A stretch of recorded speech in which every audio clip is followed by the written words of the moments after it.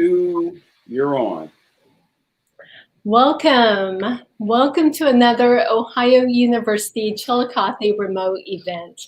This is hosted by the OUC Cultural Committee. My name is Deborah Nichols. I am the chair of that committee, and I want to offer special thanks to all of those supporting our events this year. In celebration of Black History Month, we at OUC have collaborated with the Ross County N.A.A.C.P. With President Adrienne D'Souza, we bring you this two-part series about the local history of and the links between art and social justice. We are happy to have these events facilitated by Mr. Vince Robinson. In our last talk, Mr. Robinson shared his memories of growing up in the Chillicothe area. He then focused on his journey to becoming an artist through education at Kent State. His growing experiences in the Cleveland artistic circles established him as a musician, a poet, photographer, and a radio program host. In his last presentation, Vince delighted us with a reading from his collection of poems, Got Words. Today, Mr. Robinson joins us again with a few colleagues and friends to provide a deeper dive, exploring those connections between art and social justice in Black art communities. I will let him introduce his panel of speakers. Just a quick note on housekeeping, please feel free to use the YouTube chat feature for expressing reactions and offering comments today. A short Q&A with the panel guests will follow at the Zoom link provided. So with that, thank you, Mr. Robinson, for being with us today, and thank you for sharing your guests with us. Thank you, Deborah. It's really a pleasure and an honor to be here. I had such an enjoyable time at the last few hours that we spent together, and I'm really excited about what's going to happen today. We are going to talk about the intersection between history and social justice as it relates to art. And it's interesting, before we started this broadcast, I was having conversation with my colleagues, and I realized that we all have something in common, and that's Kent State University. One of the panelists is someone who actually introduced me to my being a poet, and I haven't looked back since. We've been able to do a lot of wonderful things together, and I'm really privileged to have worked with all three of these distinguished artists. Each of them, in their own right, has a body of work that is unparalleled in our Cleveland artistic history. So I want to introduce to you these three colleagues. They are Dr. Mary E. Weems, they are Terrence Spivey, and Mwatabu Okantah. Dr. Mary Weems is a poet, playwright, author, imagination, intellect theorist, and cultural foundation scholar. She earned her BA and MA from Cleveland State University and her PhD in education from the University of Illinois, Urbana-Champaign. She's the author of 13 books, including Black-Eyed Plays and Monologues, Writings of Healings and Resistance, Empathy and the Imagination Intellect, Public Education and the Imagination Intellect, I Speak from the Wound in My Mouth, 5 chapbooks, and numerous poems, articles, and book chapters. In 2015, she was awarded a Cleveland Arts Prize for her full-length drama, Meet. In both of her books of poems, An Unmistakable Shade of Red and The Obama Chronicles, which was published by the Bottom Dog Press in 2008, and Foreclosure, Main Street Rag. They were finalists for the Ohio Anna Book Award. She's been nominated for a Pushcart Prize, and her 14th book, Still Hanging, Using Performance Texts to Deconstruct Racism, which she co-authored with Dr. Bryant Alexander. It's forthcoming from Brillson's Press in the spring of 2021. Mwatabu Okantah holds the BA in English and African Studies from Kent State University in 1976 and the MA in Creating Writing from the City College of New York in 1982. An associate professor in the Department of Pan-African Studies at Kent State University, where he is now serving as the assistant chair. He also serves as the director of the Ghana Study Abroad program, and he's taught at the Livingston College of Rutgers University and Cleveland State University.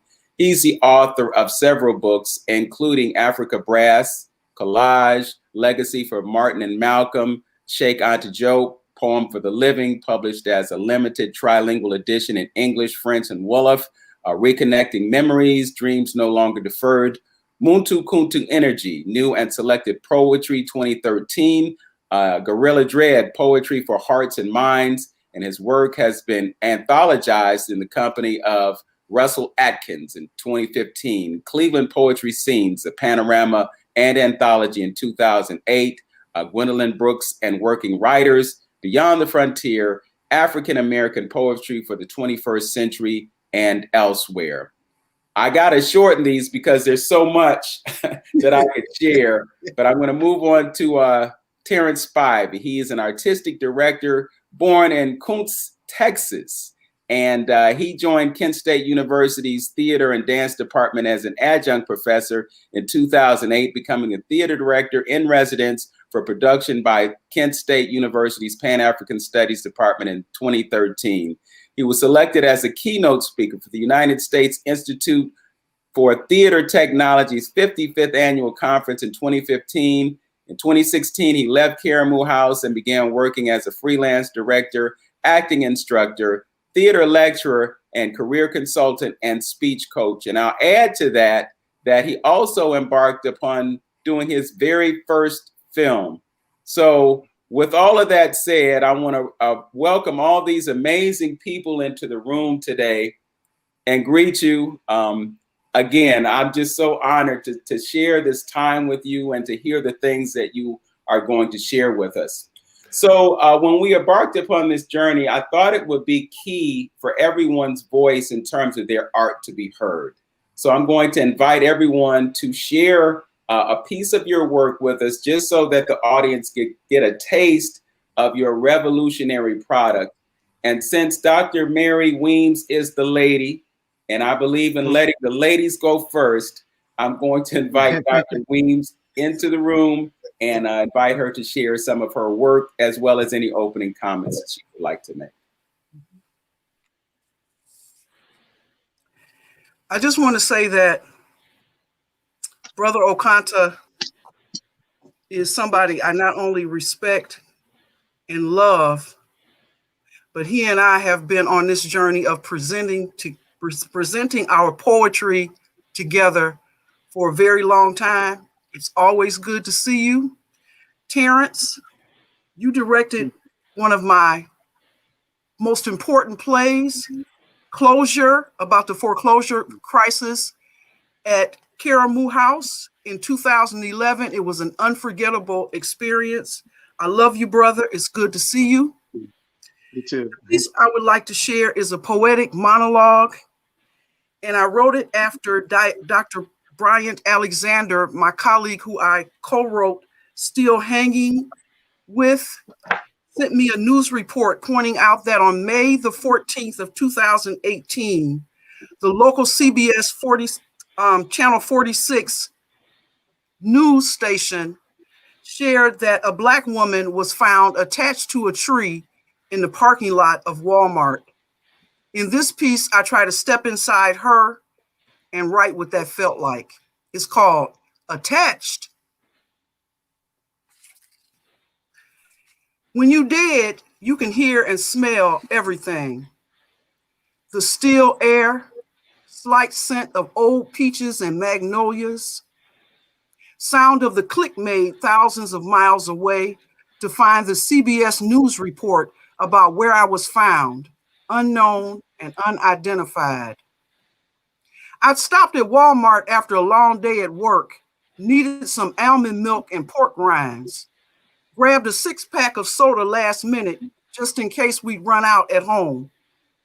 While I was standing in line, I noticed 3 white men wearing MAGA hats, not looking at me the way white folks do when they pretending like they haven't attached their gaze to you like Gorilla Glue.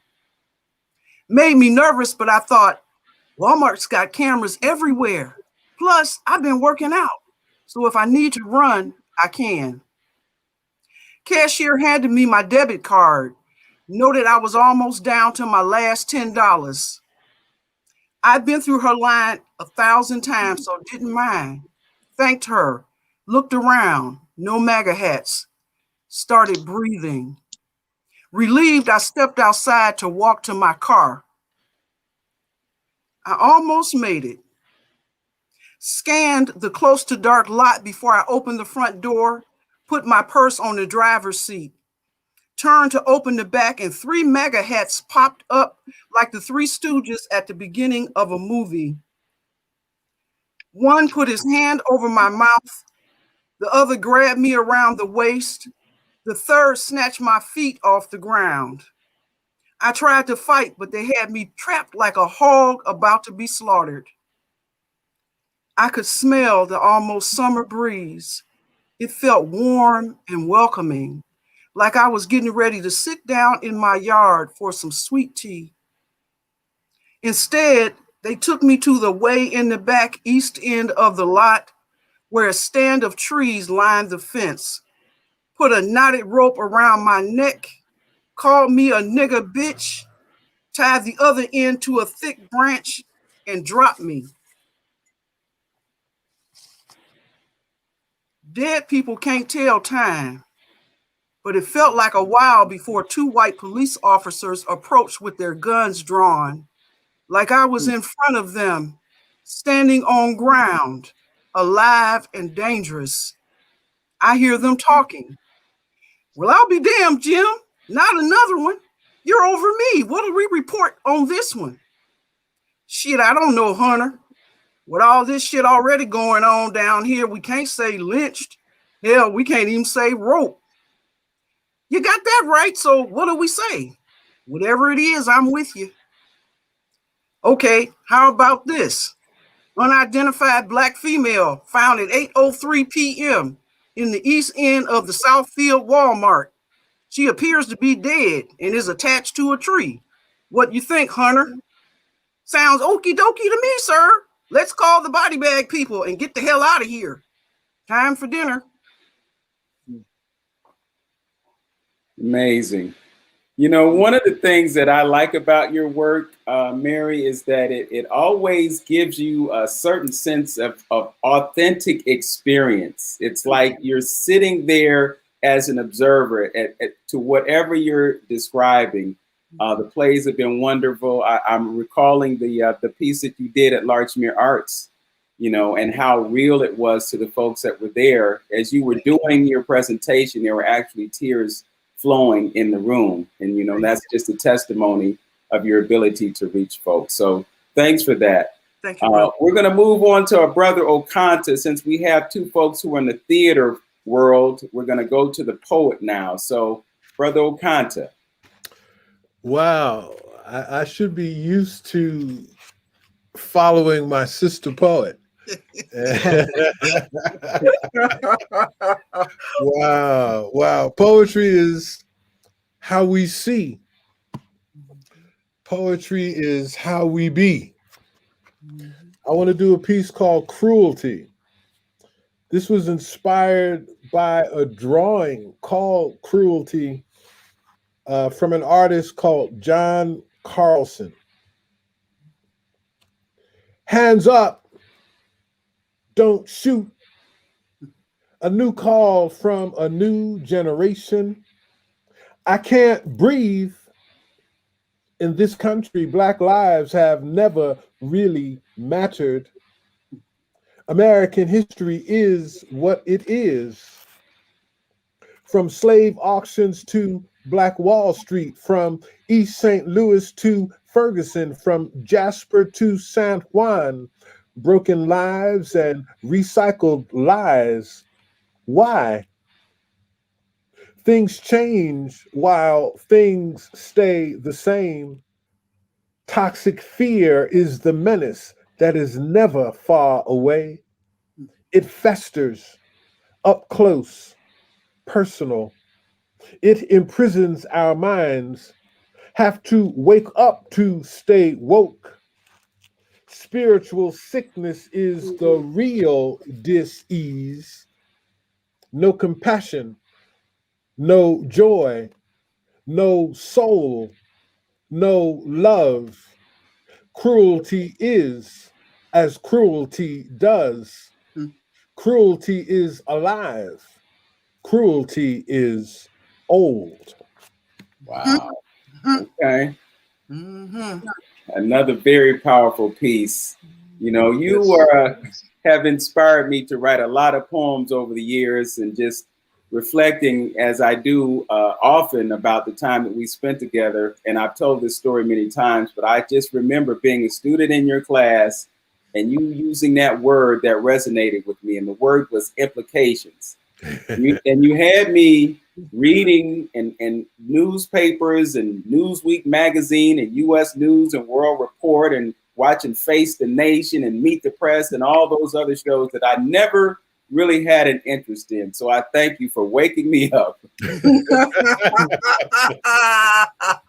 We're going to move on to our brother Terrence. And I apologize, Terrence, because there was so much in your bio that I couldn't get to. But I think where I left off is in your last accomplishment. It's a film that is going to be screening in several festivals this year. So let's bring you into the room. And, you know, I had a quandary about what to ask you to do because, you know, I know you write, I know you direct, I know you do all those things, but I just thought I'd give you a few moments to talk about something that's relevant and meaningful to you from your body of work.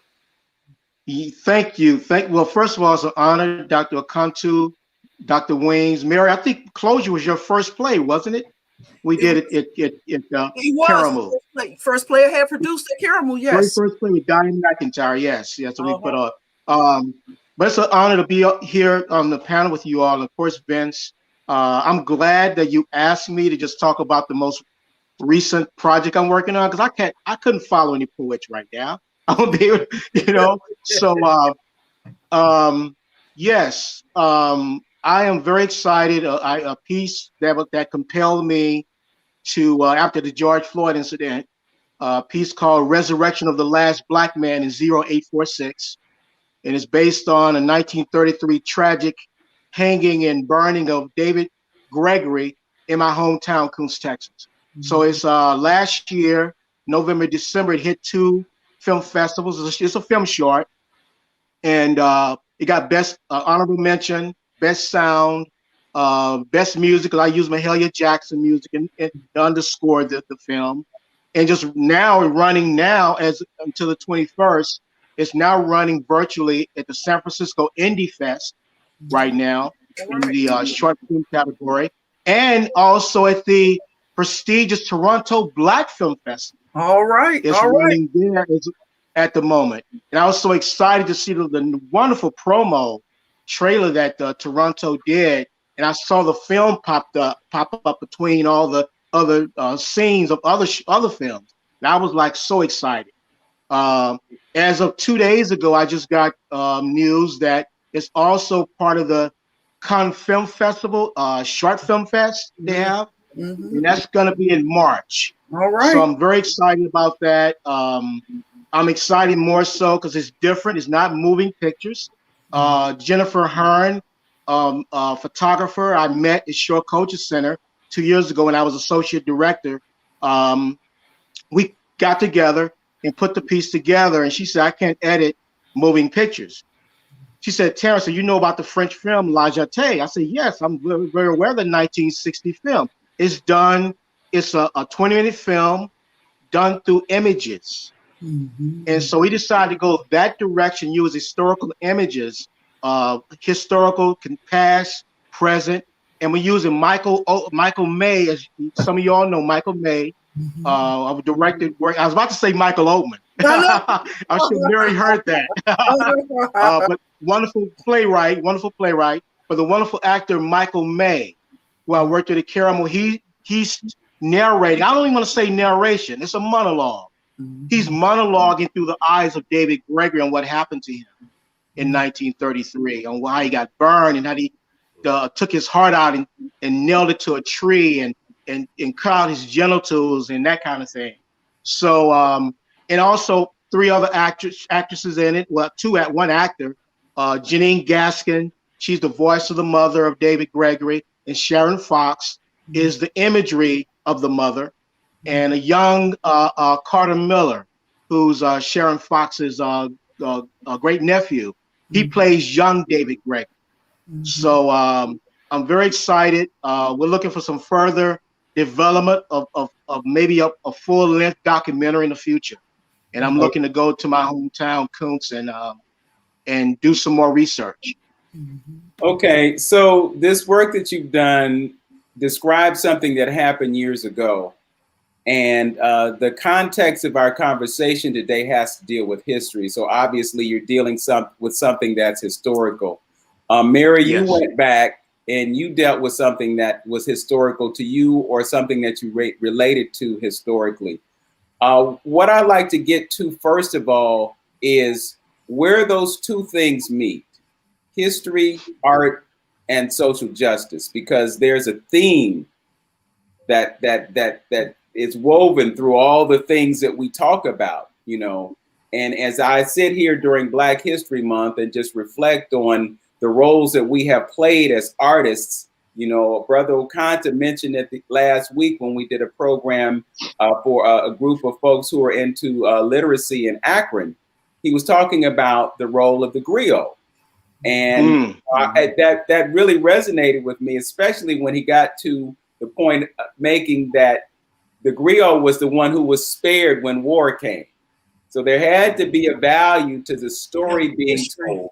And that's who tells the story. We tell the story. So each of you, if you could just take a few moments to talk about that intersection between art, history, and social justice. Well, to me, everything is connected. It's like being on a spiritual continuum, so that the lynching of a Black person in 2018 is directly connected to the lynching of a Black person in the 1900s, directly connected to the lynching of a Black person during slavery. Social justice, if you're an oppressed, enslaved people, social justice is a constant part of your life and of your history. Anytime I write, I'm never writing as an individual. It's a spiritual process. I'm always open to and channeling Black folk who come before me, those I know and those I've never known. So much so that a lot of times when I'm through writing something and go back and read a piece, I ask myself, who wrote that? Okay. I would say for me, go ahead, Dr. Okantah. History is a living thing. It's alive. You know, many people think that history repeats itself. I don't think it repeats itself. I was taught that history is always in the process of being made. And so for me, I perceive myself as a storyteller. And my job is to not only keep that history alive, but to pass it forward. When I listen to Mary's poem and I listen to Terrence describe his piece, it immediately brought to mind the Paul Laurence Dunbar poem, The Haunted Oak. You know, because Dunbar was writing about a man who was lynched on a tree. Yes. But in a very African way. The tree was alive, and the tree was aware of what was perpetrated on one of its branches. And the tree took offense and allowed that branch to die. And so, you know, as artists, it's our job to tell these stories, keep them alive in whatever genre or medium that we are working in. Yes. Yes. Yes, I agree with both of what they said. Let me just also put in my make sure in the bio events that I studied theater at a historical Black college, Prairie View A&M University at 45 miles out of Houston. It was actual plantation. So it was cemented in our minds with my mentors to, as Paul Robeson would say, we are the gatekeepers of truth. We are civilization's radical voices. And that's one thing we learned while we were in school. And that's why we learned to not only educate, not just about entertaining, not just to inform, but to provoke. And I look back, I mean, before even the civil rights movement, I look back to Williams Wells Brown, Escape, Leap of Freedom, which is a romantic piece where he basically was writing about fugitive slaves marrying, you know? You look at William Henry Brown, who wrote this whole piece about the throwaway, and that deals with the whole French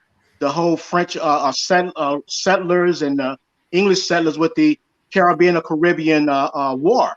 So I go back to the canons like Dr. Okantah said about remaining history and it's still alive.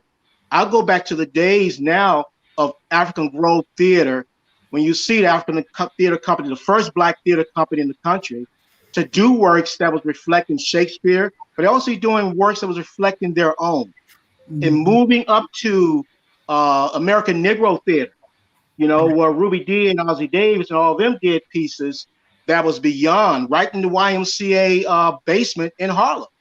And on top of that, folks don't know Anna Lou Costa talking about appropriation, which they weren't purposely appropriating. Anna Lou Costa is a Polish play, but it was not successful. African Americans did the play and it became a big hit on Broadway, and of course the film with Eartha Kitt and Sammy Davis Jr.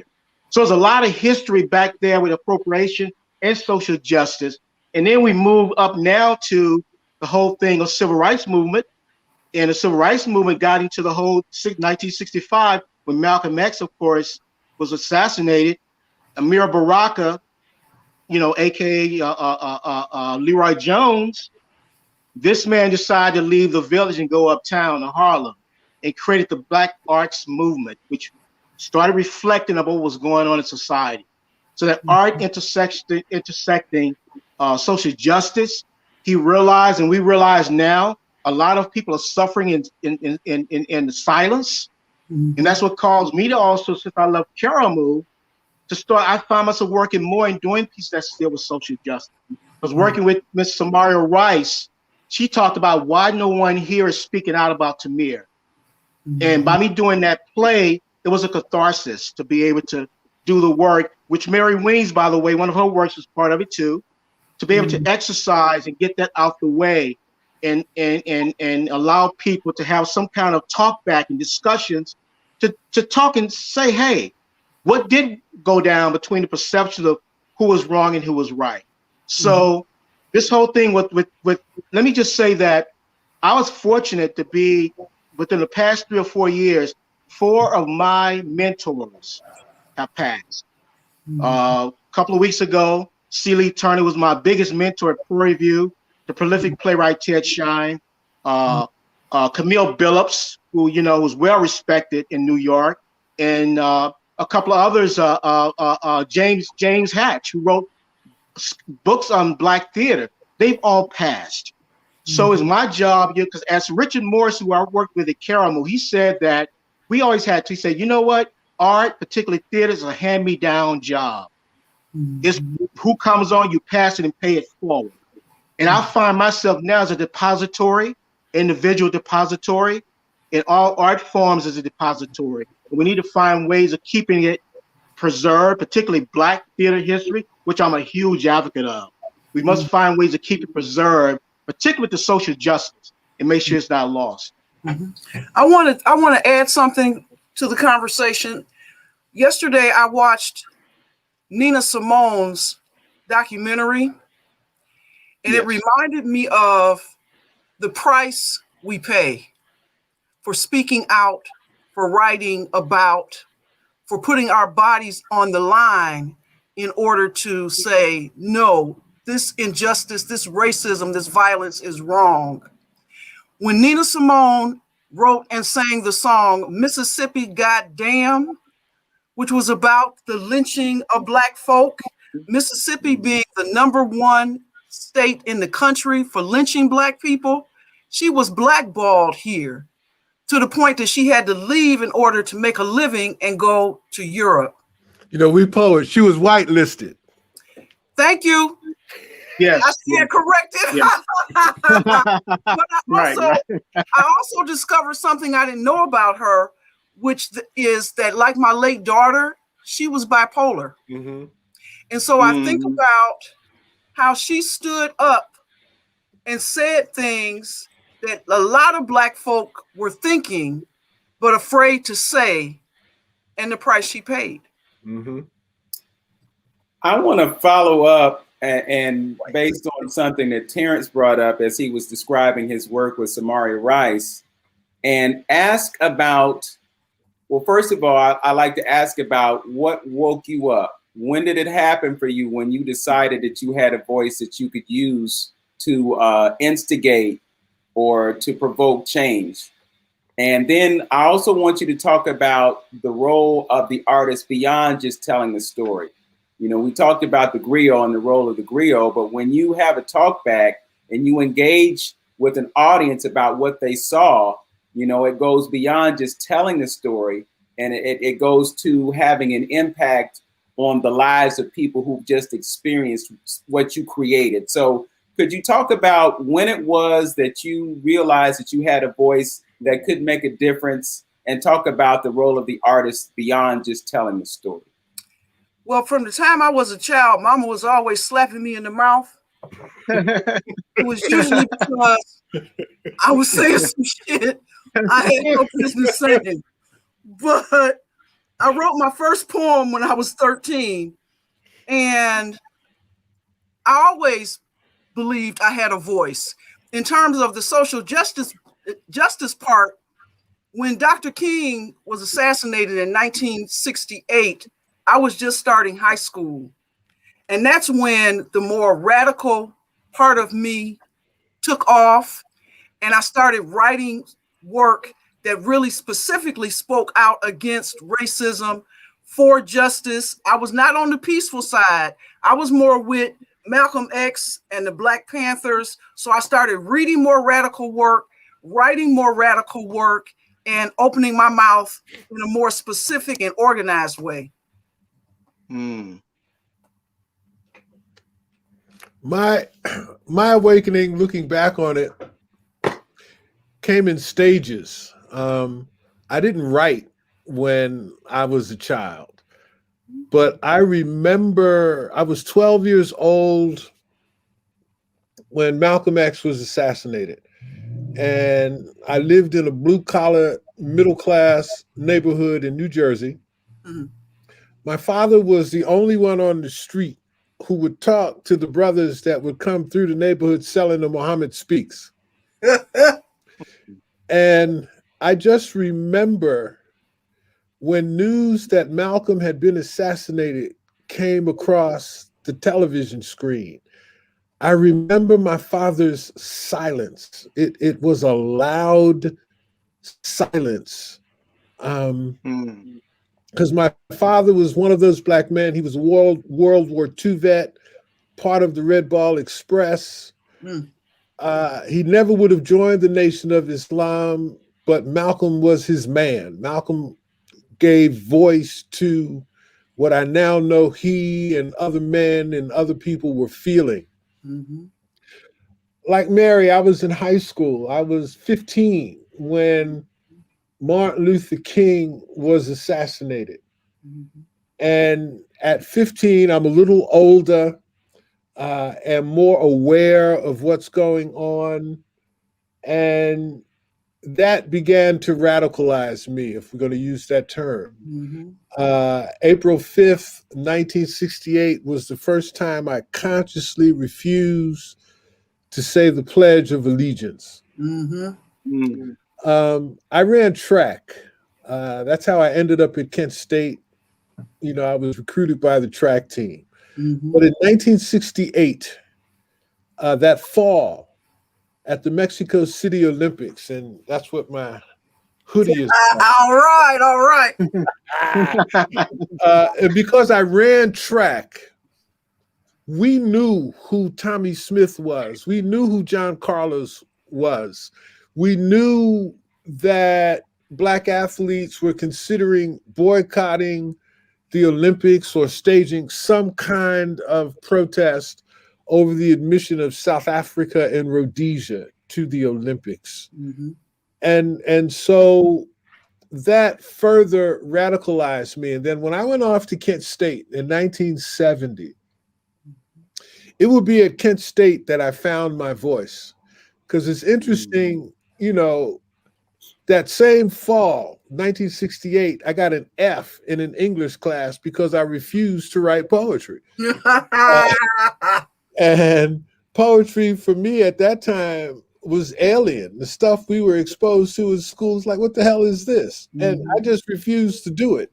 Mm-hmm. But when I was exposed to Langston Hughes, but even more than Langston Hughes, when I was exposed to the Negritude poets, mm-hmm. Leon Damas, mm-hmm. Aimé Césaire, mm-hmm. Leopold Senghor, it just resonated with me. Mm-hmm. And then by the time I heard The Last Poets, Gil Scott-Heron, Camille Yarbrough, Nikki Giovanni, I mean, it was just a whole new world. And I was able to discover that poetry was in me, and I found my voice. Okay. Terrence? Yes. Yeah, mine is coming like a couple of stages. Mine started in cinema, believe it or not, before I even went to college. Living in Houston, young teen in 7th grade at Hamilton Junior High School. I had just seen the film Slaughter's a Big Ripoff with Jim Brown. And my mother, I've seen tons of the film. Well, Mary can tell you, we could sit and she know I could sit and talk about films. I had seen the film, and that was this mean I'm gonna say white teacher was very mean in history class. And I just seen the film that weekend, and that following Monday, I actually acted out Jim Brown on the top of the building. And this white guy rips his shirt off. He picks the guy up and throws him off the building. So I acted it out. I mean, that's when I was realizing how, and I'm an actor, I acted out to my buddies. And so we went into the history class. People were snickering, and they kept snickering. I laughed a bit. And the teacher kept wondering, what are y'all laughing about? They kept looking over at me. And so we kept it quiet. Homeroom, sometimes you come back to the third or fourth period. One of them was an informer and told him what they were snickering about. I ended up going to the principal's office. And he says, I was expelled for a couple of days because he said, I understand you were visualizing, you told these guys you were visualizing Jim Brown throwing me off the building in Slaughter's Big Ripoff. And that scared me because I didn't know that, thinking how powerful art is in film and cinema. But I realized, wow, okay, by me doing all this, like storytelling, a griot in a way, but it caused these guys to go and tell this man what happened. That got me going more like, I have a voice here. It's kind of hilarious, but I have a voice here. Then went on to college. We did many plays there, but Don't Bother Me, I Can't Cope by Mickey Grant. It was on Broadway with like 12 actors in the cast. We did the show early 80s at Pro Review in my school. We took it to competition, area, and its regional American College Theater Festival. Then we ended up being invited, 12 colleges, including ours, to take the show to the Kennedy Center.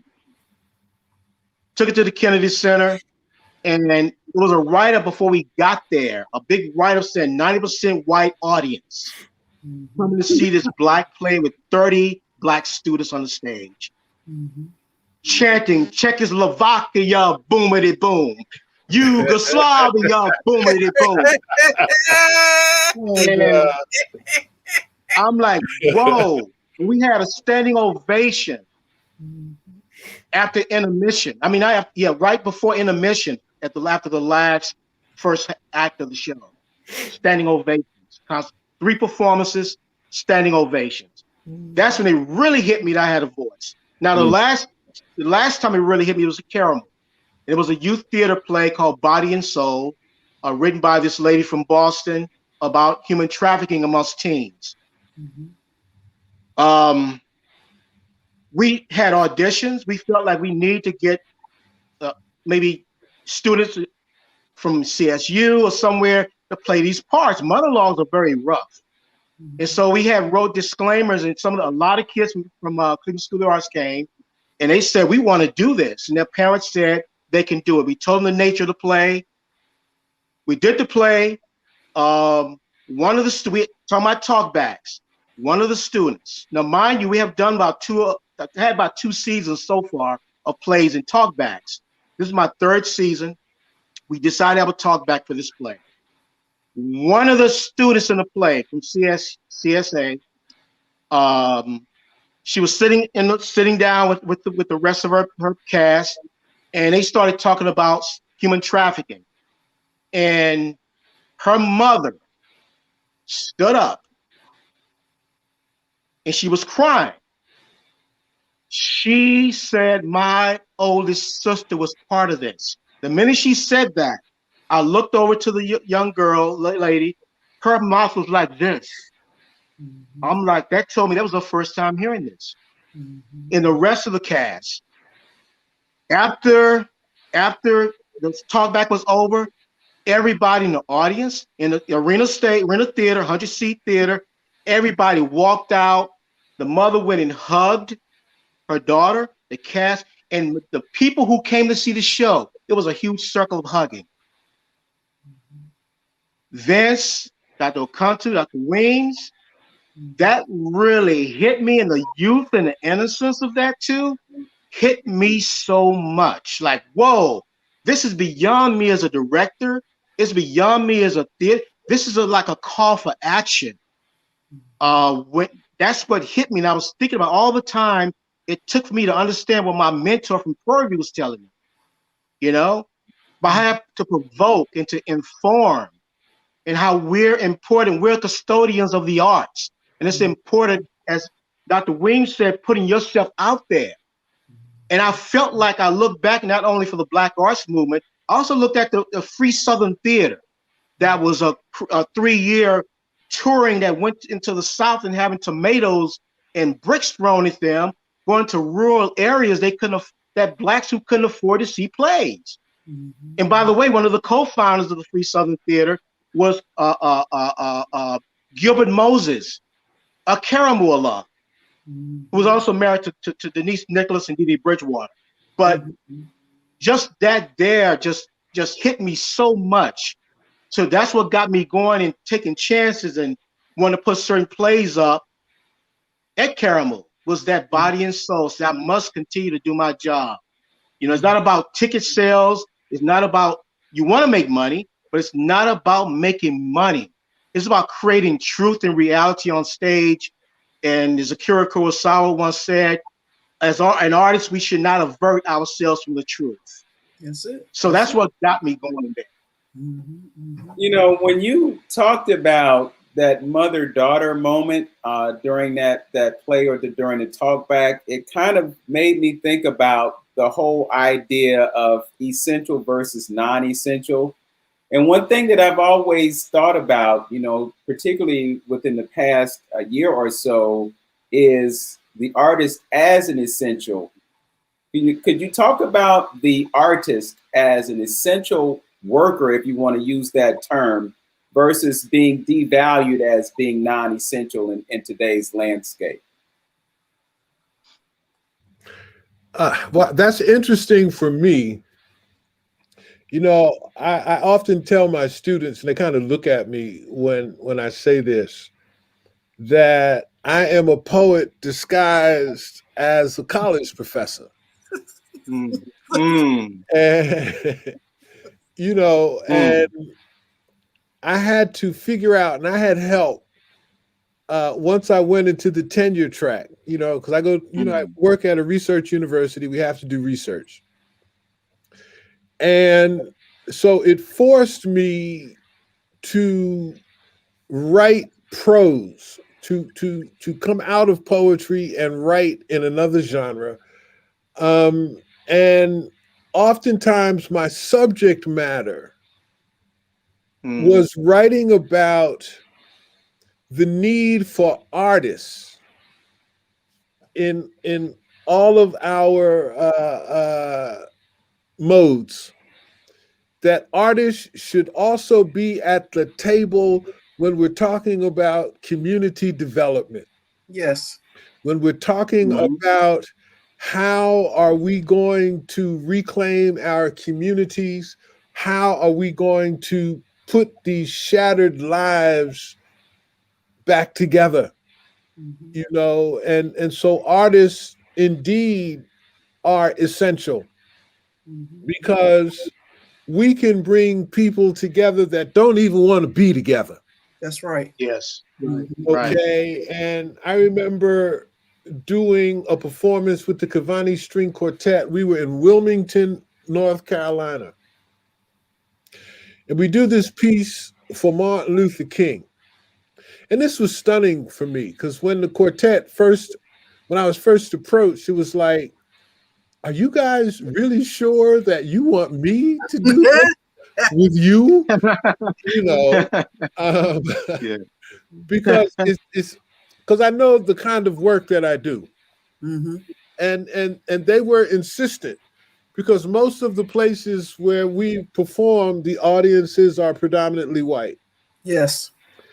And it was stunning for me, because I'm looking at this audience responding to my poetry with these strings, and people were in tears, and here we were in Dixie. The first thing we saw coming into Wilmington was a Confederate soldier monument. And, and all I could say to the people was, I'm glad you lost the war. Because if you had lost the war, I couldn't be here like this today. But it allowed me to see how our work can touch people, that our work can touch people that we didn't even think it could touch. And that's important. So artists are essential. And I think our work can help heal people, because we've been wounded and we need healing. And I just want to jump on that. It's a first and foremost, I'm a poet, and I'm not a poet because I chose to be.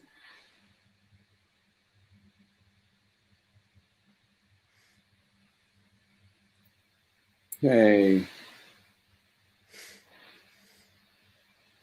Looks like we have a slight technical issue. Her screen froze up, and I think it's probably only a few moments before she'll come back into the screen. But as we wait for her signal to be restored, Brother Terrence, did you have something that you wanted to add to that? Yes, we are essential. I see, as I said before, we're depository work as a director, as an actor, playwrights. We're literary archivists in a way. We don't have to worry about just museums and libraries, or our work is archived in the clouds. And it's important for us to be able to do, as I said before, do the truth and not sugarcoat anything, because that's what we're, as a mentor of mine said, he always said, art is going to be one of the saviors. Art is the savior. And as Dr. Okantah said, it's about healing. It's about reflection. It's about rejuvenation. It's about resurrection. And definitely now, regarding the whole pandemic, it's caused me to resurrect in a way and reflect on so many things. And also caused me to be more selective, and also to be, George Floyd is almost, the death of George Floyd, let me put it this way. The death of George Floyd reminded me, because everything now is being black, black, black. I always use the word Black theater when everybody else was, people I know in the city was using African American. And ever since George Floyd and the Black Lives Movement and the Black Girl Magic, it's black, black, black. And I'm watching it on television now. Black this, black that, the news. It's not this fear anymore of using black as such a powerful word, you know? And being essential as an artist, it is important for us to, you look back at Ossie Davis and Ruby Dee. They were not just actors, but they were activists. And I see myself as a directorist of the actors doing what we do that's working with me now are activists. So it is important to be, we're very essential to telling the stories because we're literary archivists in a way. I want to open a can of worms. You know, I don't necessarily identify myself as a conspiracy theorist, but I do think about things that are going on. And as I look at the fact that, you know, they're saying, well, you can't come to church. They're saying you can't sit in a theater and have that theater experience. You can't go to the stadium and listen to a performing artist do what they do. Now you have to watch them on a screen or, you know, watch them in your living room instead of being there with them to feel their energy. I'm just throwing a question out there. Do you think that there was any intentionality in separating artists from their audiences? Well, let me, I don't know, but let me just say it this way, it's strengthened us a lot more. You know, we go find ways, like I say, art is a savior. We go find ways to create. Well, it hasn't stopped me from going to the theaters. I go into the theater and see all these films. There are only 5 people sitting in there. So, but it's caused, like I said, reflection and resurrection in a way. It's strengthening, causing us to be a lot more creative, and we're coming out with a lot more substance. But I understand what you're saying. I mean, it's a toss-up because I know a lot of friends of mine talk about that too, but it's caused people to reflect a lot. You know, I hear what you're saying, and even before the pandemic, and it depends on, as artists, what kind of art we're creating. I got 2 quotes. One is from Harriet Tubman. She said, "I freed 1,000 slaves. I could have freed 1,000 more if only they knew they were slaves." Or this quote from Frederick Douglass, "Knowledge makes a man unfit to be a slave." Now, we live in a society, for those of us who are artists, who are bringing those kinds of stories, they have a vested interest in either separating us from our audiences or, as much as they can, preventing our audiences from knowing that we even exist. Okay, and you know, and the pandemic may compound that, but you know, if I understand part of what Terrence was saying, and I agree with it, because of the pandemic, we've found new ways to connect with our audiences. And I think whenever we get back to the new normal, meeting our audiences in this forum, in this format, is not going to change. I mean, you know, Vince and I, when we did our performances for Cleveland State's 50th anniversary of their Kuumba Arts Festival, or what we did for Kwanzaa, you know, our friends in Ghana were able to log on to that in real time. So we went from the only way we can get in front of an audience in Ghana live was to be there. But now we were in front of an audience in Ghana through this medium, so that, you know, something positive has come out of what other people might use to disconnect us. And so what I'm saying is out of their hand. It's like you said, you open a can of worms, it's out there now, and they can't put the genie back in the bottle. Vince, let me just say quickly, well, because there's no way he can. Yeah, there's no way they can. It can. Our work, whether it's dancing, visual arts, drumming, acting, whatever. Our profession is based on reflecting reality. So we go find many ways. I'm gonna use the analogy of the movie The Blob. I didn't see it back then when I was a kid, but I'm the analogy of the Blob. The Blob go find ways to leak under the doors.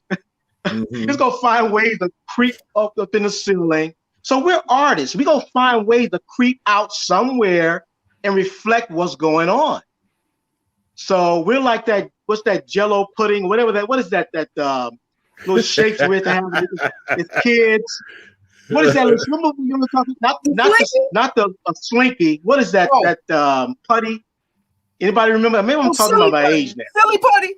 Silly putty. Silly putty. Yeah. We're silly putty. Yeah. We go, no matter how you shape it, we gonna come out some kind of way and still say, hey, you cannot put us down. We're gonna find ways to reflect and show you the good and the bad and what you all are doing to us. So can I, now that I'm back, sorry folks, can I get back to what I was trying to say? Yes. Which was that I think some of us are born artists and many of us discover it, some don't. Whatever medium we're intended to work in, we're driven to do it. So I don't write poetry, and I didn't start writing poetry because it was a choice. I started writing poetry because that's how I see the world. In my particular case, I wrote to get to know myself, to get to feel better about myself, in addition to documenting what I saw through my own perspective. I think that there's a double healing in creating art. When we create, it helps heal us, and it helps heal anybody who's open to what we're sharing. And so if only one thing can be said about me when I take my last breath on this in this world to describe me, say that I was a poet. Okay.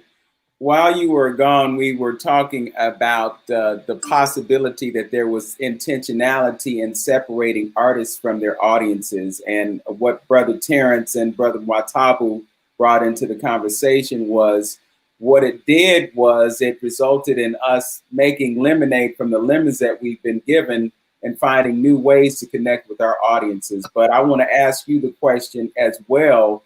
Do you think that there was any intentionality in that separation that has taken place because of the pandemic that we're navigating through?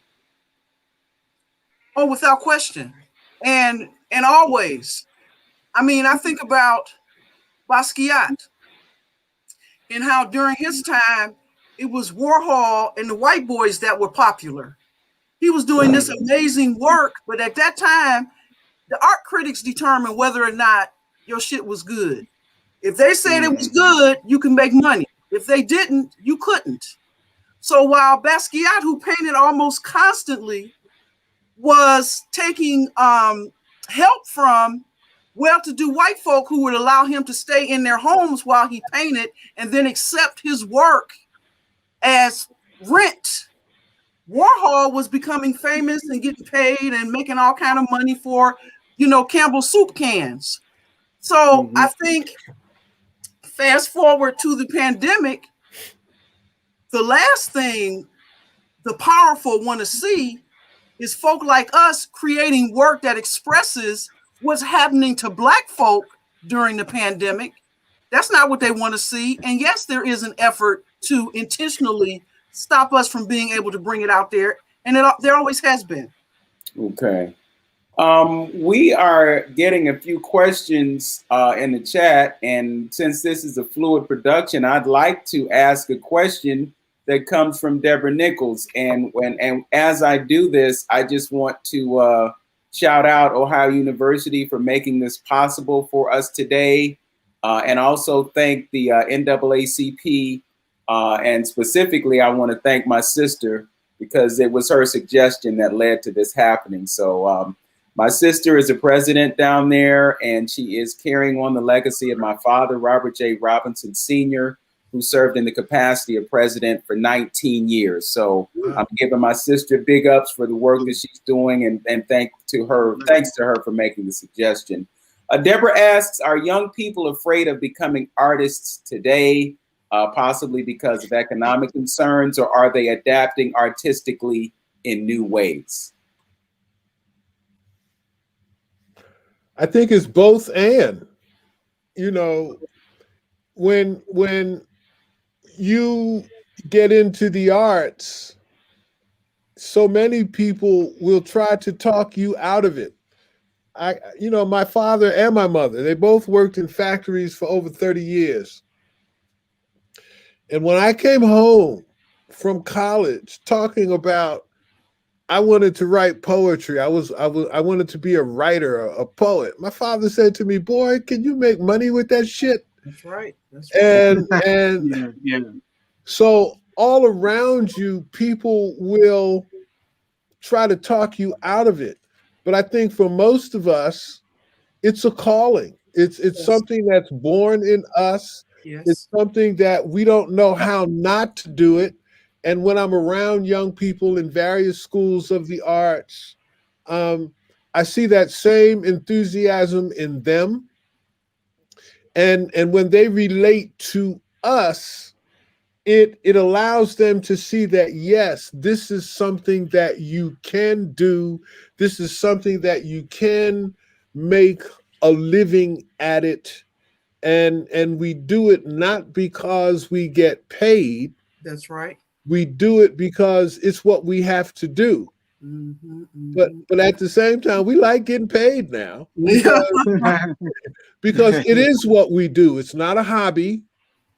Okay, we've put a lot of effort and energy into working with our mentors, and each of us, we have mentors that we've worked with. Yes. We studied our craft, and we work on it 24/7. I agree with Okantah about the both and I'm thinking about when I did do a lot of work in high schools, how often I would go into a classroom and I would say, how many of y'all write poetry? And all of these hands would go up and poems would start coming out of book bags and pockets. And the classroom teacher would often be the most surprised because since she'd never asked that question, she was unaware of how many people were writing poetry in her class.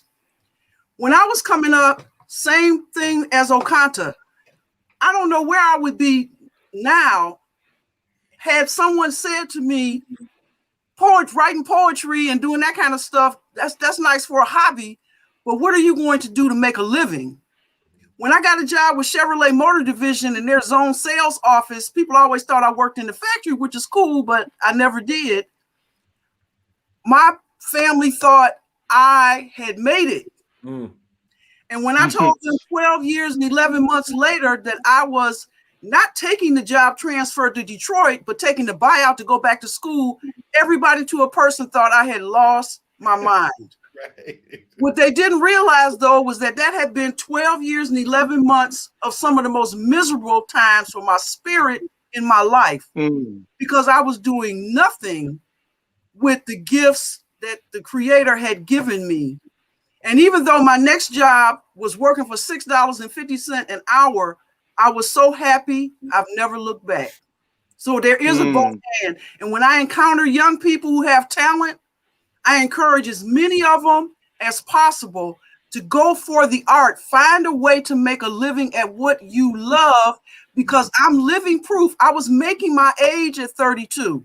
That's supposed to be some sign of success. Money is man-made, is not everything, and it does not make the spirit happy. Yes. I piggyback on the two doctors. I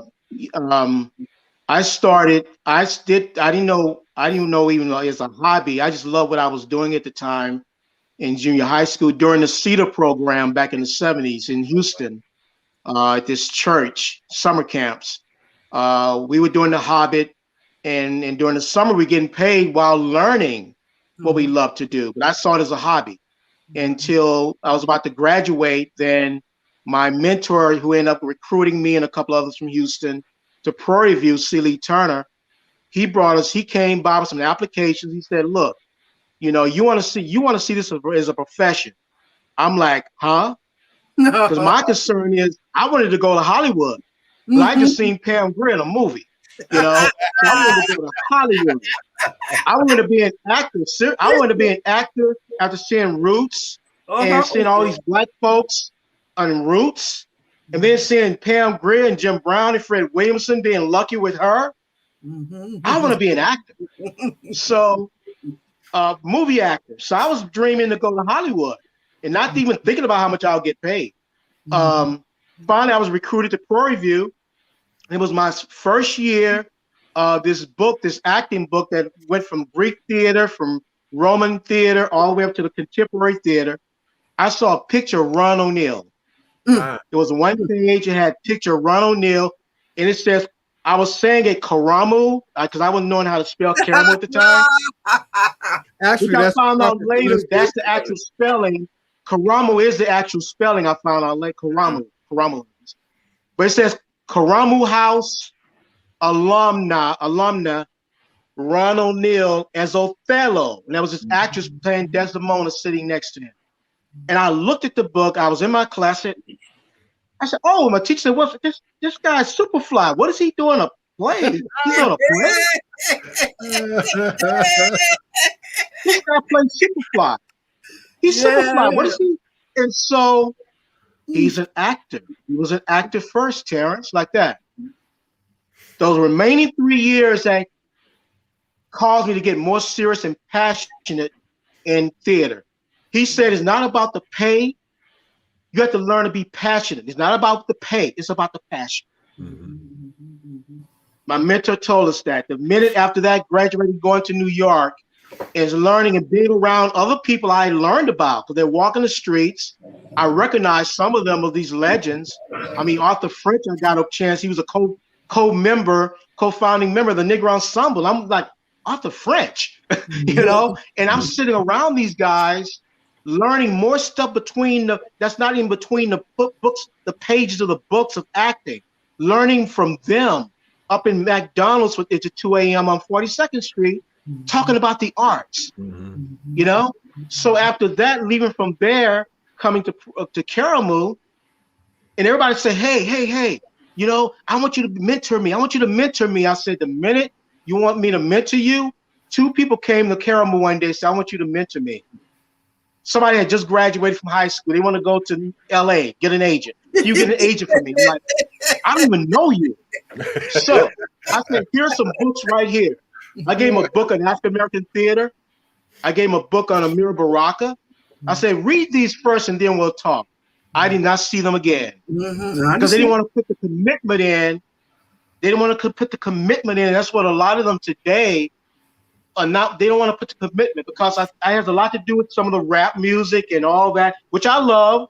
But they see these young people making it like Tupac, and all these other rap stars in these movies, and say, oh, I can do that. I can bypass and circumvent from training. But you got to put the commitment in. Ever since George Floyd, though, I must say, there's been a plethora of expressions coming out. And I've seen young people now finding in social media too, finding ways, discovering people like Toni Morrison, people like Alice Walker, Baraka. They've seen them and they say, oh, wow, I didn't know this person. I said, there's nothing new under the sun. That's right. So they're all discovering and rediscovering these people back in the day, because I still think it's important that we can't bypass that. And let me just say, one thing we need to talk about is BIPOC. Oh Lord, BIPOC. We not the acronym. I love it. But in terms also Black theaters or Black organizations versus the mainstream of white theaters. One thing that scared me right now, these programs that some of the artists I know are creating, these acronyms are turning into programs in white organizations, and they're getting money. Yes. When some of that money I wish could be also put into some seed money in building some Black organization up, you There's know, a Black theater or something like that, because they're still getting a piece of the pie. And I don't think that's fair. So I just have to put that in. That's important. I mean, it's like, as artists and as cultural workers, we have to cultivate an appreciation of the arts. You know, Vince talked about artists being essential, but Yes. culture is essential. And, you know, Harold Cruz wrote a book, The Crisis of the Negro Intellectual. Yes. And one of the things he talked about is how the theater, if we were to control the theater, that through the theater, it brings all of our professions together. Because you got to have writers, you got to have performers, you got to have the technical people, you got to have the people who promote it, you got to have the people who finance it. You know, all of that can come together in the arts, in the theater. Yes. But we have to cultivate that. We live in a society that really does not appreciate the arts and culture. It pays lip service to it, Yes. but it really does not appreciate it. It really does not invest in it. As soon as the budget is cut in the schools, the first thing they go after are the arts. And I just want to say something about Black culture and Black arts and Black people. It seems to me that there's money for BIPOC. There's money for other kinds of art done by other cultures, but there's something about Black culture and Black art that makes the powers that be afraid. And they would rather have it be anything but Black, because Black connects us to the world. It connects us to the diaspora. It connects us to each other. And that's what I think. Right. That's what I think the unspoken fear is grounded in. Well, you know, you bring this up, and Brother Okantah, you brought up the book, The Crisis of the Negro Intellectual. And I'm often reminded of the impact that J. Edgar Hoover had on the social justice civil rights movement. And the greatest threat to pseudo-white supremacy, because I don't use the term white supremacy anymore, pseudo-white supremacy. The greatest threat to pseudo-white supremacy is Pan-Africanist intellectualism. And it's really kind of frustrating sometimes, because sometimes you'll do a production, Terrence, or you do a production, Dr. Weems, and when you come in and you look at the audience, we ain't there. Right. Yeah. You know, and then when you look at who appreciates the work that we do, sometimes you see that it's everybody but us. So talk about the disconnect and talk about the importance of advancing African-centered intellectualism as the elixir, or, you know, perhaps that thing which can resolve some of the discomfort that we have in our own being these days. I think it starts with us taking control of the education of our own and not counting on educational institutions that were established with a racist foundation to reinforce the conservative status quo to do it. When I think about the fact that right today, Black studies courses and Black studies African-American history classes are still not a required part of the curriculum. And even to the extent you take those classes, that's only a small portion of the broader spectrum of history. I think encouraging our young people to learn, to get into these places called libraries and books and film, and learning about who we are, where we come from, and the real contributions we made to this country. For example, Rosa Parks wasn't physically tired. She was tired of racism, and she was sitting in the Black people section of the damn bus, encouraging our kids to wrap themselves in the armor of who we are and stop counting on other folk to do it would be a great start. Well, that's what Cruz is saying is the crisis of the Negro intellectual. It's like the crisis is our own intellectuals do not appreciate the efficacy of and the essential nature of our culture. It's like everybody else sees it. Our culture is making billions of dollars for everybody except us. Yes. Yes. You know, we have to fix that. That's it. And part of what Cruz is also talking about, you know, so much energy is invested into one, trying to be validated by the larger white society. Yes.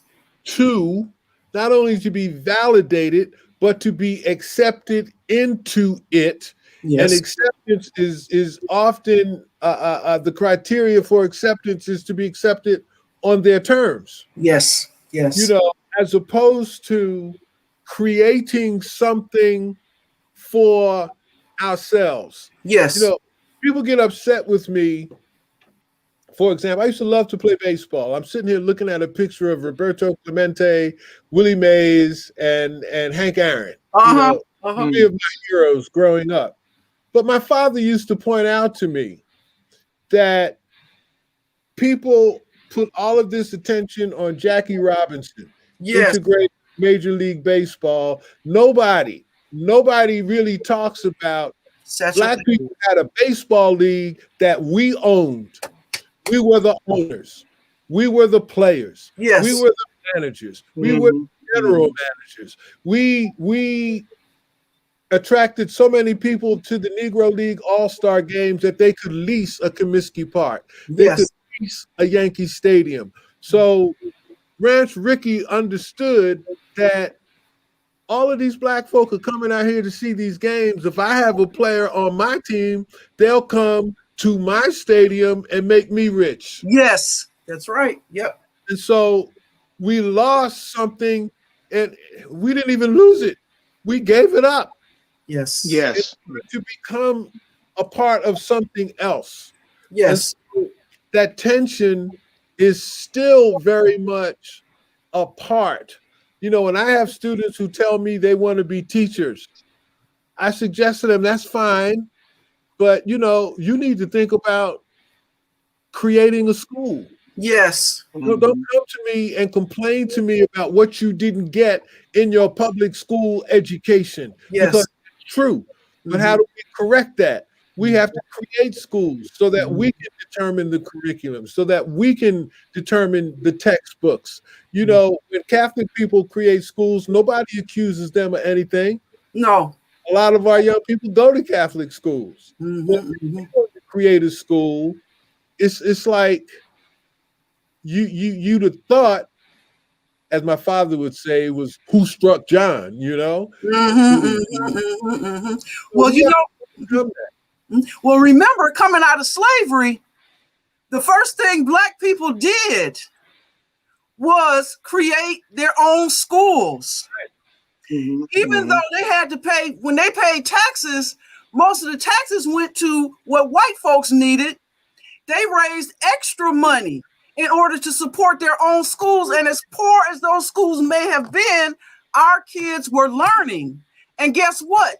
When the powers that be saw that the schools, we were becoming successful at educating our own children, they broke that shit up, made public education a requirement, and took control of the education of our children as best they could. As James Anderson writes in his book, The Education of Blacks in the South, we thought that it's something that had been denied us for so long was the #1 thing we needed to get, because if it wasn't important, why had so many white folks tried so hard to stop us from getting it? Right. That's amazing. Go ahead, Terrence. Vince, I want to go to what about the whole thing with seeing more the majority of the white audience, because as opposed to black in the seats. I go back to the 70s of there were more black theaters, community and professionals back in the 70s. And the Ford Foundation, of course, had given money to Robert Hooks and Douglas Turner Ward, the Negro Ensemble Company. And they started producing some good works. They started producing their own playwrights, as Dr. Okantah was saying. They produced their own playwrights, had their own actors. Steve Carter, Ed Bullens, J.E. Franklin, my theater mother. All of them went through that whole that assembly line of black theater. And they were trained.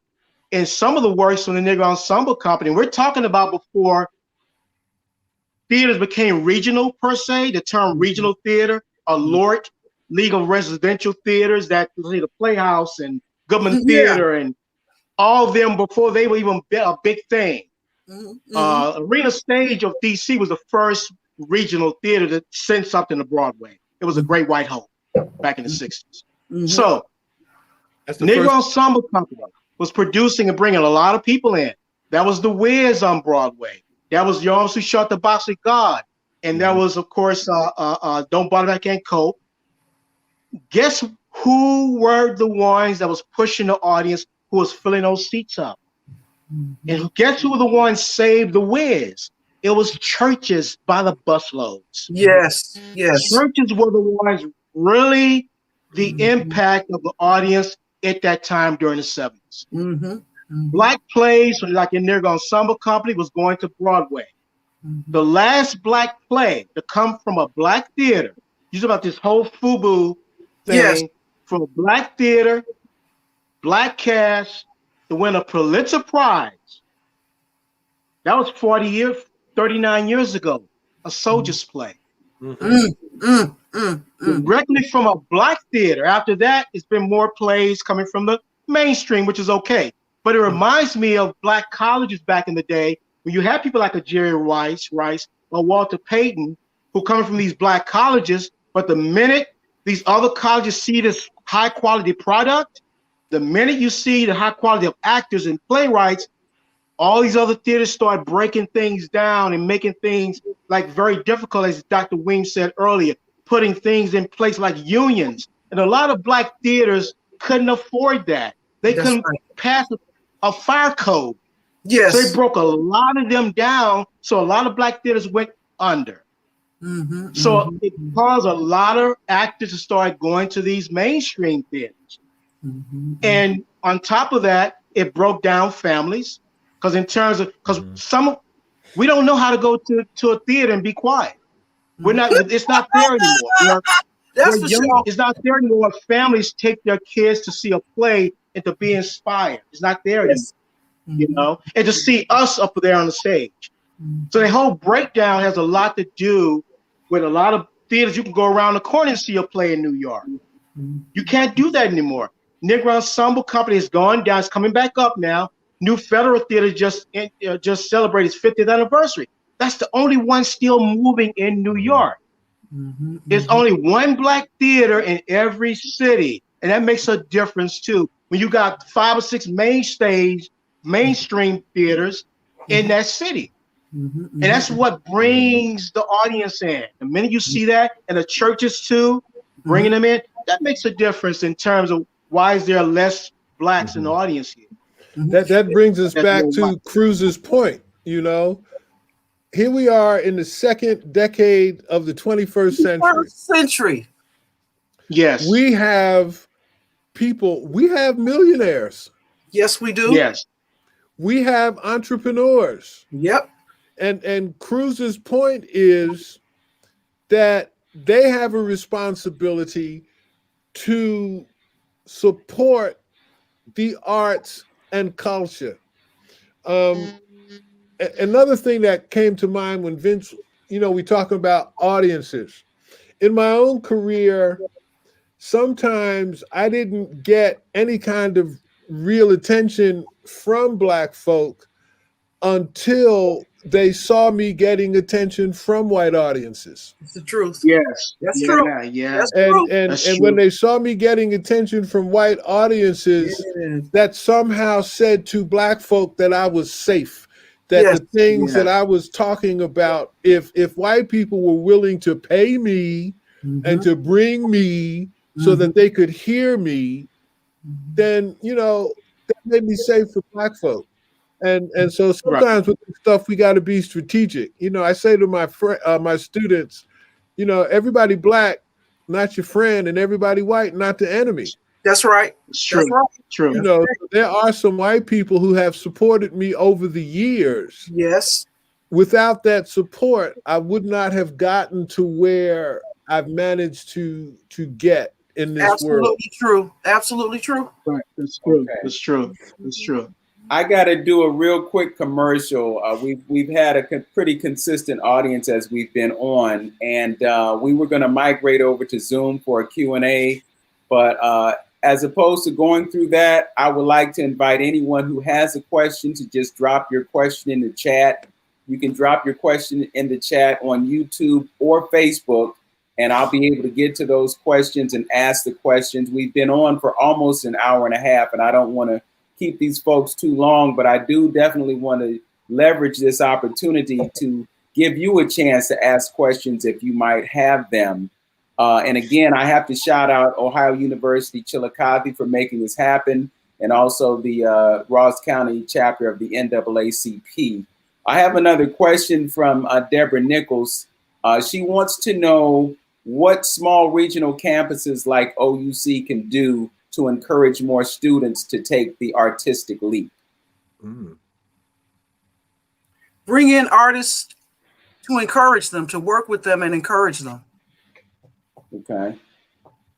Yeah, I agree. To just bring in artists to expose young people. Okay. Terrence, I see I the agree coming from you. Yes, I agree with that too. That's the main attraction, to bring somebody in they can also relate to. Okay. And Brother Okantah, we've had this conversation a few times about how you're seeing kind of an easing back from Pan-African studies and Black studies departments and universities and colleges across the country at a time where we probably need more of it than less of it.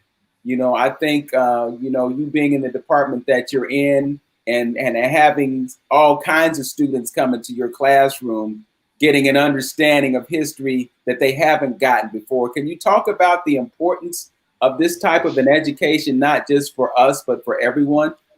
And I'll say this, I'm fortunate to be at Kent State in the sense that we have a department, we have a whole building, we have a theater in the building, we have an art gallery. I remember when Terrence was here, we were in between full-time directors, and Terrence helped us keep our program happening. Steve Harvey started here, Arsenio Hall, Bertice Berry. Because of the response to George Floyd, Breonna Taylor, the Black Lives Matter movement, on our campus at least, we have a new university president, and the situation is causing people to see that the Department of Pan-African Studies may be more relevant now than at any other time in our more than 50-year history on this campus. Because they're realizing that all of these questions that my white colleagues are beginning to ask, we've been providing this information all along, and people have been ignoring it. They've been marginalizing it, but now they see the need for it. And so, I was able to write, our curriculum is playing itself out in the streets. Yes. Okay, for people like us, what happened on January 6th wasn't a surprise. We weren't surprised when Donald Trump was elected. It's like these things have been there all along. You know, right now they're talking about the Republicans and their relationship with the Proud Boys and all of that. If we're dealing with history, you go back during the Civil Rights Movement, the 60s, the 50s, the 40s. It was the Dixiecrats, racist Democrats out of the South, who were in league with the Klan and the white citizens councils. So these things are not new. And as artists, we've been calling it out, whether it's going back to Langston Hughes and Zora Neale Hurston, whether it's dealing with all of it. I mean, exactly.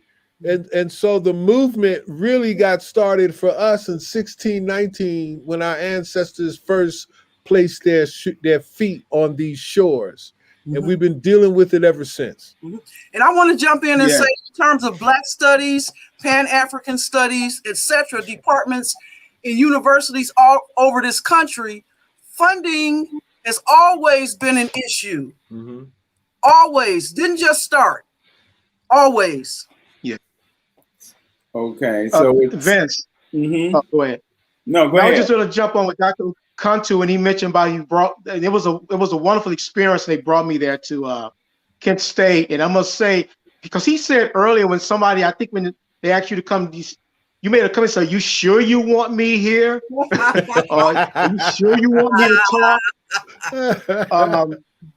It kind of reminded me of when Pastor Colvin brought me in to put this piece of my offer up at Olivet Baptist Church last year, and I told him, I said, look, I mean, what do you want? He said, go all the way. Do what you can. Put everything up there. Can you do that? And then an assistant sitting next to me said, you sure you want Terrence to do this play? So, but I go back to thinking when I came in, the first play I put up there at Kent State was John Henry Redwood's No Niggas, No Jews, No Dogs. That's right. Yes. And that was actual, and that's the title of the play. And they started putting flyers around. They put flyers around. I don't know if you remember this, Dr. Okantah. Some of the students told me they thought it was the actual image of like no Jews, no niggas, no Jews, all no hell dogs. Broke loose on campus. There was an article in a campus newspaper mentioned some about play starting something, you know, and but for me, it's not about that. It's about provoking and discussion, basically. That's what it's about. Basically about. But also in relationship to your question, Vince, we have a new president. Our previous president actually said to us in a department meeting that the history of Pan-African studies on Kent State's campus, and that includes the history of Black United students, that our program has made it possible for all of the other area programs and centers on campus. So in other words, because Black studies, which evolved into Pan-African studies, there's now a women's center. There's now an LGBTQ center. Yes. There is now a Jewish student center. Yes. You know, and there's now Latino studies on campus. And so we have opened the door for a serious intellectual investigation of these experiences. And, you know, so again, we're more relevant now than at any other time. And that reminds me of how the Black Civil Rights Movement was the start of rights movements, not only in this country, but all over the world. Yes. LGBTQ, women's rights, and etc. started with us. Okay. We have a question here from YouTube. It's Cecilia Ivy, Artistic Chaos, and she asks, where do you think visual artists should put their work to bring eyes to their social justice artwork, as most galleries are closed currently? Virtual. That's where everybody's going. Yeah, virtual. Yes. Get it out there. Yeah, virtual. Yes. Okay. Yes, virtual. All right. Yeah. And we welcome any further questions. We're gonna kind of wind down because Dr. Weems, I know, has to go, and some of us have some other appointments that we have to make today. Yeah, I'm a senior citizen. I missed my nap. I know that's right. Yeah. Sometimes we have to go without, and as being one of those who spends most days at home alone, when I go to take that 2:30 nap, sometimes folks don't know. But it's always wonderful to have that opportunity. And I got to do a further commercial. We're down to around 11 or so. But if you like what you saw today, please go to the YouTube channel, like and subscribe to get further notifications. We put up a lot of content as we can. I'm following Brother Terrence's footsteps. I'm embarking upon a filmmaker's career as well. My brother Okantah, he inspired me to do this a few years ago when he took the photographs and video that I shot over in Ghana, and he went to iMovie and he put up 2 or 3 films that are on YouTube right now. That's right. So, it's reinvention time, and it's time to move on to new ways to share work and to piggyback also on what Terrence has done. I'm also in the process of putting together a film that will be from still images rather than video. So I'm gonna take a chapter from your photographer's from her book, and getting some of my work out. But I have to tell you that this has really been a great conversation, a great discussion today. I'm going to give folks a few more moments to ask any questions that they might have, but I would be remiss if I didn't give all of you an opportunity to talk about things that you have currently in the works and to do all the shout outs that you need to do about your artistic journey as it stands right now. So Professor Okantah, I'm going to go to you and have you go first. And before I do that, in response to the last question about their work, you young people in this time have the advantage of these various social media platforms. So to me, you need to do your homework. You need to find a mentor, work on your craft, because you can now put your information out there. You can put your art out there. But, you have to be careful because you only get one chance to make a first impression. Okay. Great advice. In terms of my own work, I'm working on a book. It's called The View from Stono. Reflections, reminiscences, and ruminations. It's a book of commentaries and essays from my research when I was going through the tenuring process. But, I also realized that everyone doesn't read poetry, and there are things that I feel compelled to say that I can't necessarily say in poetry.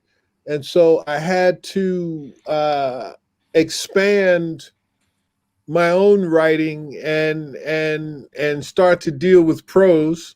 I'm also working on a book project from interviews that I've done when I used to be on the radio, and bring that to people. And,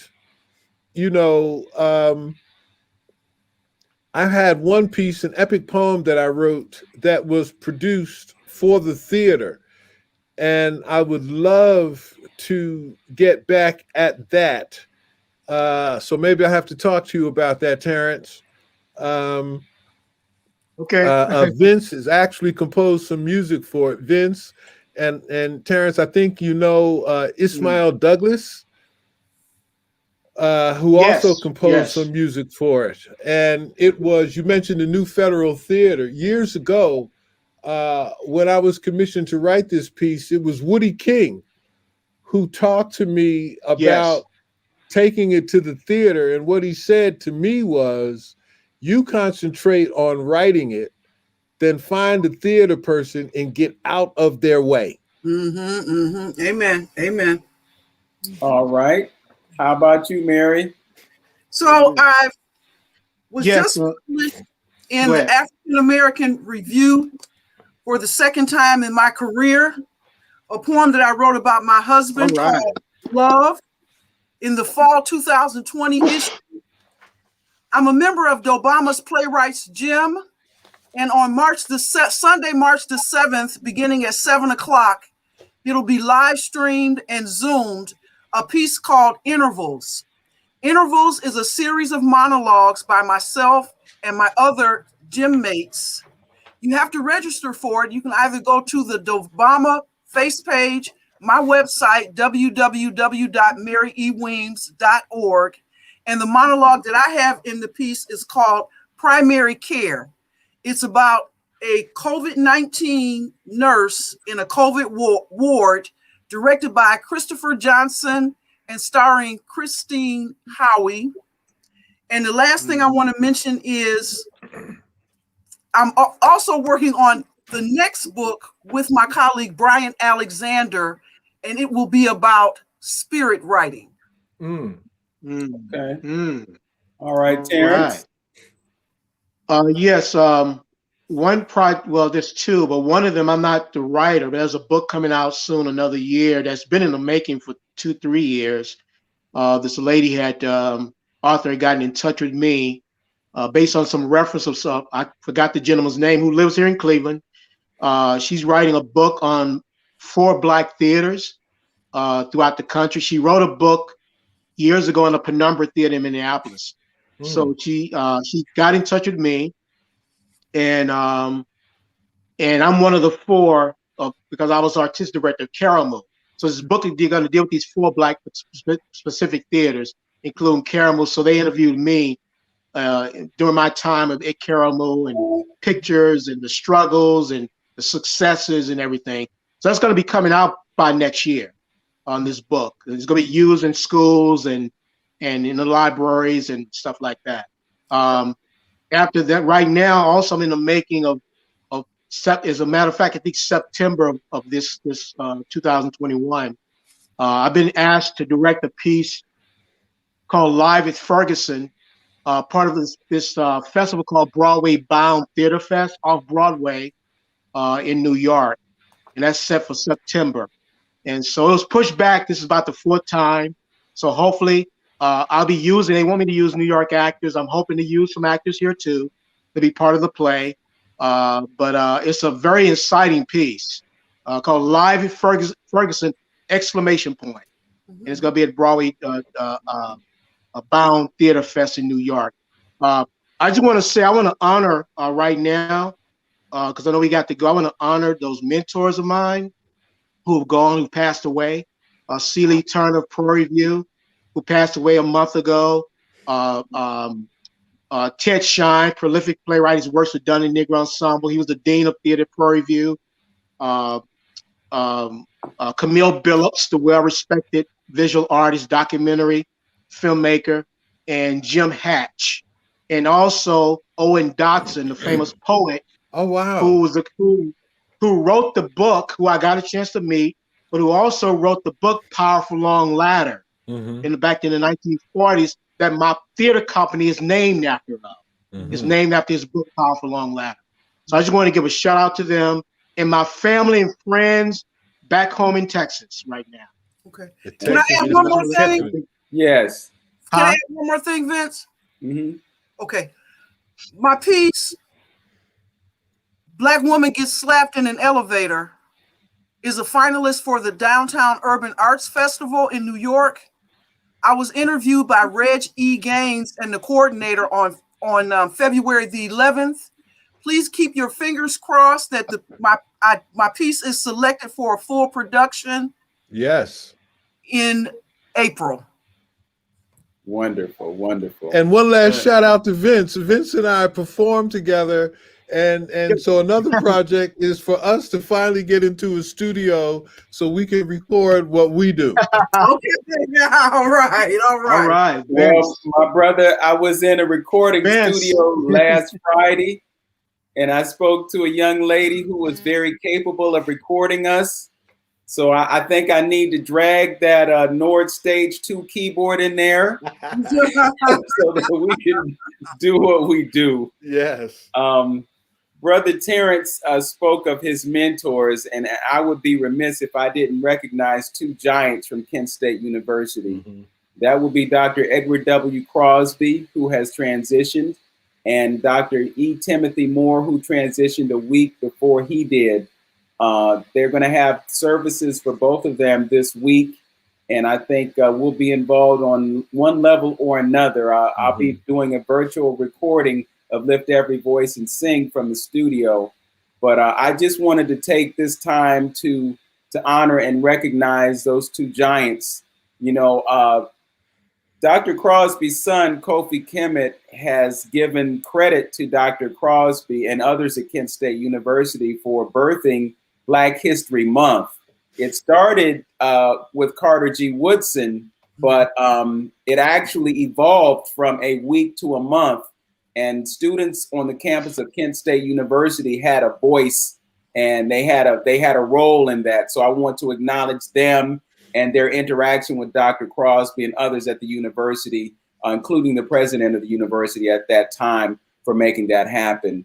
Dr. Moore is someone who opened my eyes to photography. I took my first and only class that had anything to do with photography when I was a student in his class at Kent State University. So I just want to big ups him. And, you know, I actually named his daughter Candace. I don't know why, but for some reason I just had this name in my head. And so when I talked to him the next day and he told me that his daughter's name would be Candace, I knew where it came from. So we had a bit of a cosmic connection.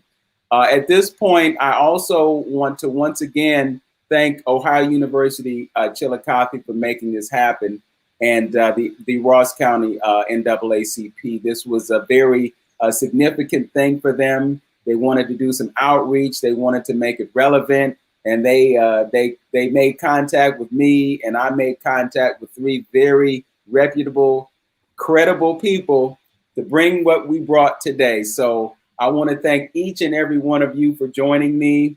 I hope that everybody had their answers to the questions that they had in their mind. I'm sure you gave them much food for thought.